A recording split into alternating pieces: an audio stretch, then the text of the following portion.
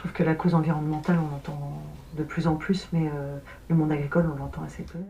Tout a commencé mi-novembre, avec la diffusion d'un documentaire très critique sur l'agro-industrie en Bretagne, dans l'ouest de la France.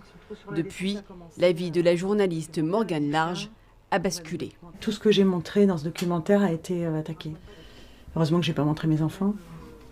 Son chien intoxiqué, des menaces, des appels nocturnes, son local radio forcé, et puis fin mars, les roues de sa voiture déboulonnées. J'ai fait énormément de kilomètres et j'ai roulé vite. J'ai roulé très vite et alors là, ça m'a glacé de me dire que j'avais pris des risques.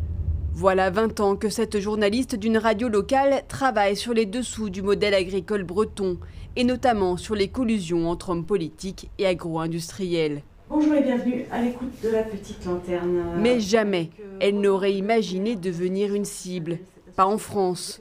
Même si partout dans le monde, des journalistes spécialisés dans l'environnement enquêtent au péril de leur vie. Si je gêne, ça veut dire que je suis en train de toucher des sujets sensibles. Et si on n'a pas envie que je creuse, ça veut dire qu'il faut au contraire que je creuse.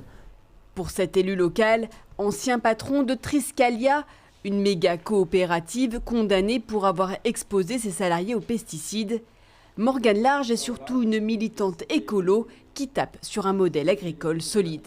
Je pense qu'il y a quelque chose qui ne tourne pas rond chez elle, c'est pas possible, parce que pour attaquer les gens comme elle le fait, parce que je ne suis pas le seul à être attaqué, hein. Elle attaque les politiques, elle attaque tout le monde, donc je ne sais pas, qu'est-ce qui la dérange. Un rassemblement de soutien à la journaliste a été organisé.